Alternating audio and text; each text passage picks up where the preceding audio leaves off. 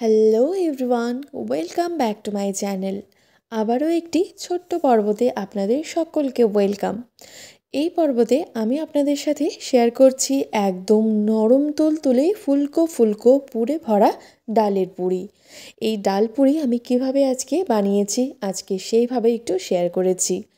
এই ফুলকো ফুলকো ডালের পুরি যে কেউ দেখলেই কিন্তু খুব সহজেই তৈরি করতে পারবেন। তাহলে চলুন দেখে নেওয়া যাক।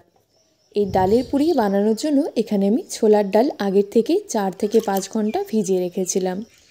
এই ছোলার ডালগুলোকে এবার আমি সেদ্ধ করে নেব। খুবই সামান্য এখানে জল দিয়ে আমি ছোলার ডাল সেদ্ধ করে নিয়েছি। এবার এই সেদ্ধ করা ডালের আমি পুরটি তৈরি করে নিচ্ছি।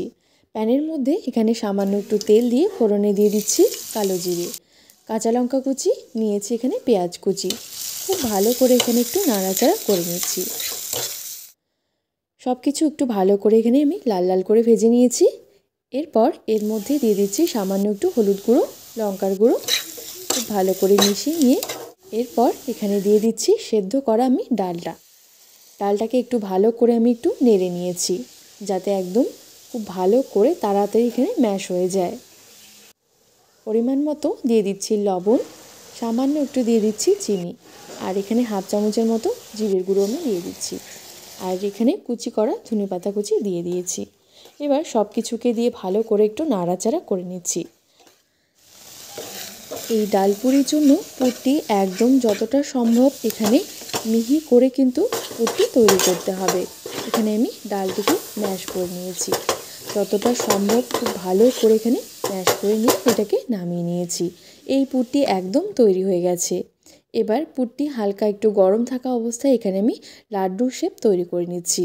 এখানে এইভাবে আপনারা যদি পরোটা বা লুচি বানাতে যান তবে সেক্ষেত্রে আপনাদের লুচি বা পরোটা বানানোর ক্ষেত্রে কোনো রকম অসুবিধা হবে না। এখানে আমি সবগুলো এখানে লাড্ডুর শেপে তৈরি করে নিয়েছি। এইদিকে পরোটার জন্য আমি ময়দাটাকে মেখে নিচ্ছি।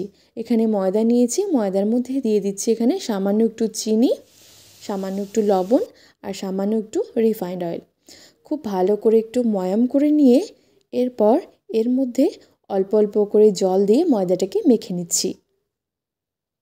ঠিক যেমন আটার ডো হয় ঠিক সেইভাবে এখানে আমি ময়দার জন্য ডোটাকে আমি তৈরি করে নিচ্ছি। এবার এই ডোটাকে আমি কিছুক্ষণের জন্য রেস্টে রেখে দিচ্ছি। এই দিকে রেস্টে রাখা ময়দাটিকে আমি আবারও ভালো করে এখানে একটু ঠেসে নিয়ে এর মধ্যে থেকে আমি ছোট ছোট করে লেচি কেটে নিচ্ছি। খুব বেশি মোটাও করছি না, আবার খুব বেশি পাতলাও করছি না, একদম মিডিয়াম সাইজের করে আমি লেচিগুলোকে কেটে নিয়েছি। এবার সেখান থেকে একটা লেচি নিয়েছি। এবার হাতের মধ্যে একটু ময়দা দিয়ে এবার ভালো করে একটু ঘুরিয়ে ঘুরিয়ে এইভাবে আমি বাটির শেপ দিয়ে দিচ্ছি। এবার মাঝখানে সেই ডালের পুরের লাড্ডুটি দিয়ে দিচ্ছি। এবার খুব ভালো করে মুখটিকে চেপে চেপে বন্ধ করে দিচ্ছি। এই কাজটি খুবই সাবধানে করবেন। মুখটি খুব ভালো করে এখানে বন্ধ করে দিয়েছি। এবার সামান্য একটু হাতের মধ্যে প্রেস করে এটা সাইডে রেখে দিচ্ছি। আবারও একই প্রসেসে এখানে আমি বানিয়ে নিচ্ছি। সবগুলো এখানে একই প্রসেসে আমি তৈরি করে নিয়েছি। এবার এগুলোকে বেলে নেব। খুবই সামান্য একটু করে এখানে আমি তেল মেখে নিয়েছি। এবার এগুলোকে বেলে নিচ্ছি। একদম খুবই সামান্যভাবে প্রেস করে এগুলোকে বেলে নিচ্ছি। এই যে এখানে আমি বেলে নিয়েছি একটা, আর এটি কিন্তু কোনোভাবেই এখানে পুরটি বেরিয়ে যায়নি। একদম খুবই সুন্দরভাবে পুরটি সুন্দর করে চাড়িয়ে গেছে। আপনারা যদি এই প্রসেসে লুচি বা পরোটা বানাতে যান তবে কিন্তু কোনোভাবেই পুর বেরিয়ে আসবে না। এবার এই দিকে আমি তেল বসিয়ে দিয়েছি, তেল গরম হয়ে গেছে। এবার এগুলোকে ভেজে নিচ্ছি। একদম কড়াইয়ের মধ্যে দেওয়া মাত্রই কিন্তু এটি একদম ফুলকো ফুলকোভাবে ফুলে যাচ্ছে। আশা করি আপনারা দেখেই বুঝতে পারছেন এটি কতটা ফুলে টইটম্বুর হয়ে গেছে। দেখতে দেখতে কিন্তু একটি তৈরি হয়ে গেছে। এবার এটাকে নামিয়ে নিচ্ছি। আবারও এখানে আরেকটি আপনাদের ভেজে দেখাচ্ছি যে এটি কড়াইয়ের মধ্যে দেওয়া মাত্রই কত সুন্দরভাবে একদম ফুলে টইটম্বর হয়ে গেছে। তেলের মধ্যে দেওয়া মাত্রই একদম সবগুলোই ফুলকো ফুলকোভাবে ফুলে গেছে। এবার এগুলোকে নামিয়ে নিচ্ছি। একই প্রসেসে এখানে আমি সবগুলোই ডালপুরিগুলোকে ভেজে নিচ্ছি।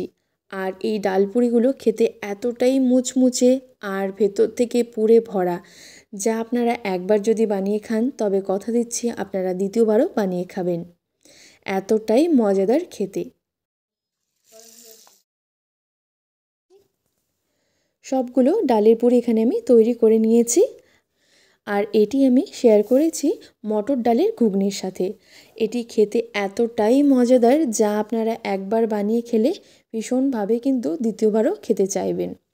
আর একটি আপনাদের ভেঙে দেখাচ্ছি, ভেতর থেকে কত সুন্দরভাবে চারিদিকে পুরটি চারিয়ে গেছে।